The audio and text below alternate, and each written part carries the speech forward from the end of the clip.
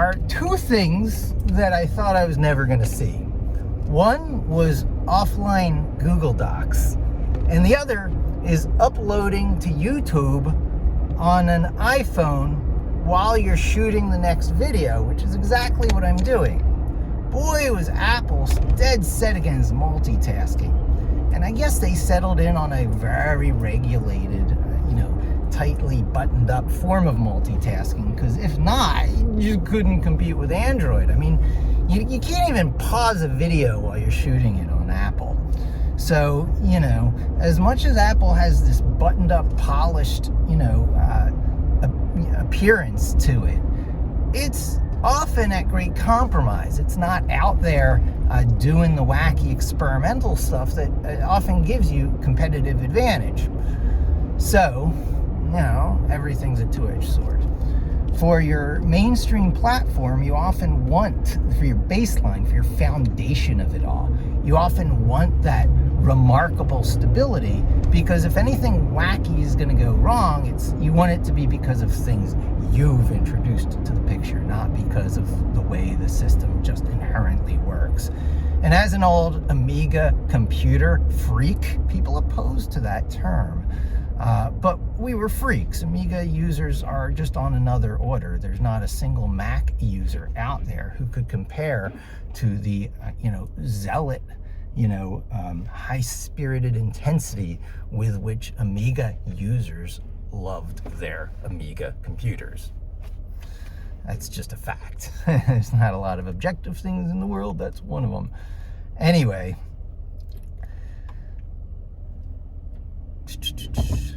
Yeah, so I started out with that, and I'm following on to the video that I just uploaded, which of all things is about a certain personality type, which I coveted and really tried to be for quite some time. It's this superhero thing, highly driven, wanting to do the right things for the right reasons, and having the ability to do it, usually through a long process of training and perfecting your art and your craft, which really resonates with me, right? It's all about, getting better at a thing over a long period of time. And, well, that's the Batman complex, It very often involves, because, you've been damaged deeply in some way. And, while the kind of person that produces in fiction and in life, I believe, is impressive, it is not who I really want to be. It appeals to my vibe, but it is not my vibe. And I named that last video Emotional Intelligence versus Miyamoto Musashi, right? Because the Batman complex isn't made up. There's real people out there, over time who really are that person. I mentioned Vincent Price in the last video. So someone tried to make a left-hand turn from the right lane there, and in this part of the city, they walk all over you if you let them do that kind. And it's a BMW, right? So you're driving a Jeep, it's a big red armor. You're going to hear me talk a lot about, the soft blue types who covet the green arrows, who use red armor, right? There's a whole methodology to my approach and its colors, and, it really does show up a lot in life and in media. So, emotionally intelligent people are associated with the water element, the soft, the blue, the soft earth elements, right? Not the dirt and the ground and the rock, but the water and the mist and the atmosphere. And they're associated with roundness. So when one of those personality types is deeply emotionally hurt, for example, with, let's say, a trauma like losing a parent, they want to be like the green arrows out there, much more linear and shiny and able to attack black when they have to, a good hunter, a good provider, and everything that, if only they were that, this great trauma would not have happened to them. So that's what, the Bruce Wayne character did when, he Batmaned up, and if he were Tony Stark, it would have been red armor, big red flashy armor, but he is not. He's a roundabout character. He is a indirect strength character. So you can't wear bright red when you're that kind of personality type. So black is red, Black is a blue character who can't come to wear blue because it's too revealing and emotionally vulnerable. So then they can't wear red because it's too flashy and drawing attention to themselves.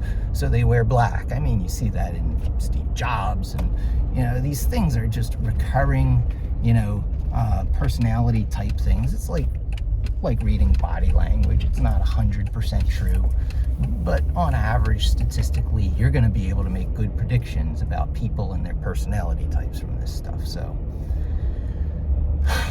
Miyamoto Musashi is one of those genuine articles of a Batman type personality.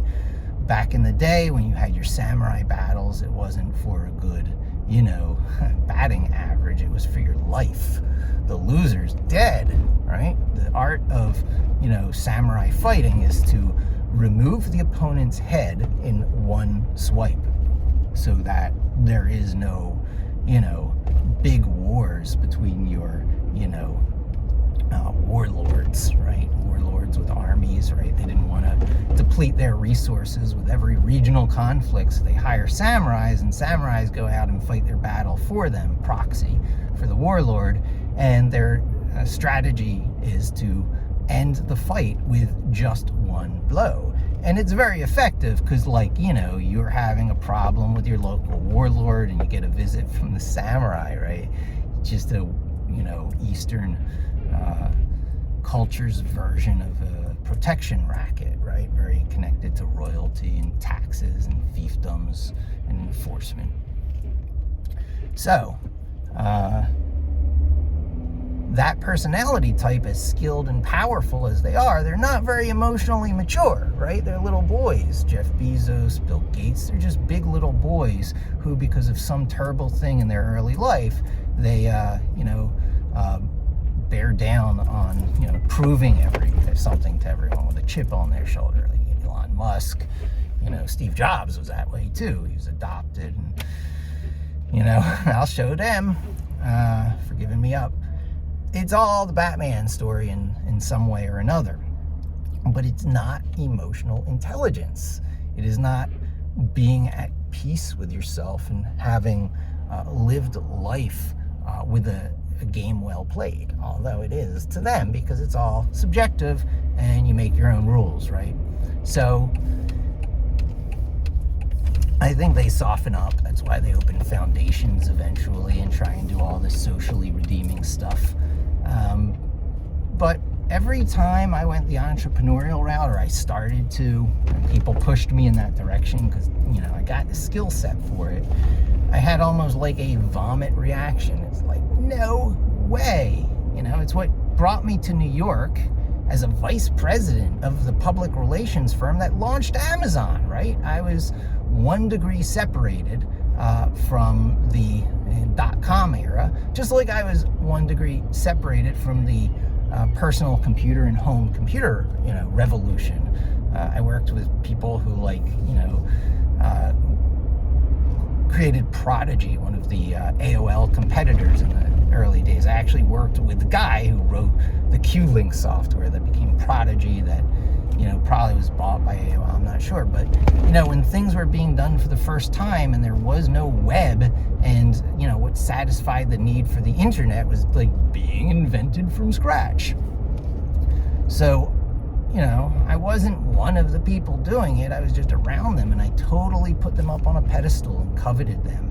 And some of them were worth coveting, right? There's people who if I didn't work with on a daily basis, I kind of wish I did. That would be RJ Michael, one of the software guys from the original Amiga team. He predates Commodore. He went back to the, the group that was knit together by the Atari hardware engineer, Jay Miner.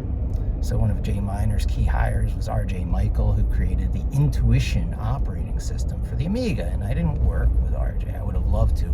But I'm still in touch with him on Facebook, and he makes the best posts. And another person who makes the best posts on Facebook is a guy named Mike Sins. Oh my God, right? So there's these people who, they are not the samurai warrior type. They do not try and project an appearance of invulnerability. They're quite the opposite. They'll say anything. They come off as uncouth. They come off as harsh and aggressive, but it's coming from this place of confidence so deep that, when Mike Sins, who started out as, I believe, a quality assurance person or an application technical support person, something along those lines, a junior level person at Commodore, he went on to be a senior engineer at a place I worked called Scala, one of the many Commodore spin-off companies that exist.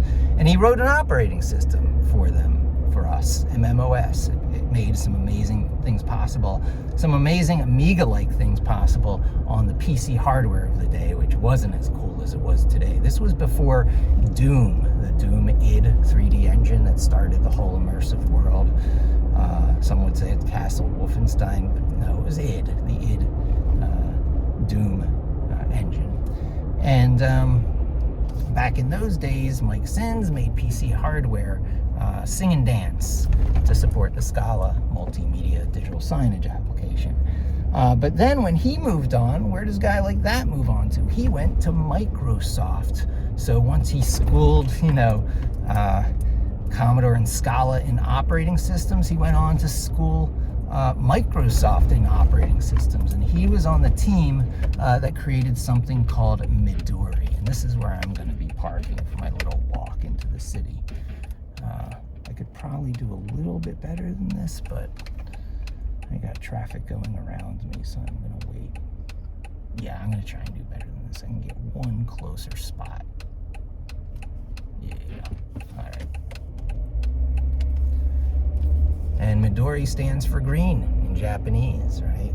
And Microsoft, I don't think, ever ended up using it, but, Mike was on the team who worked on it. It's just an amazing thing. And he would stand up to people. Oh, would he stand up to people. So there, in the Commodore circles, there was a lot of people who were quite full of themselves, right? You project, right? I project that myself. I try and stay humble, but boy, when you're working with where there's giants among you, a lot of people try and project that I am a giant too image, for better or for worse. And if they came into conflict with someone like Mike Sins, well, it was certainly for the worse, because he wasn't going to let you get away with your nonsense. And it was just a real pleasure hearing Mike stand up to people who it gave me the courage to stand up to as well.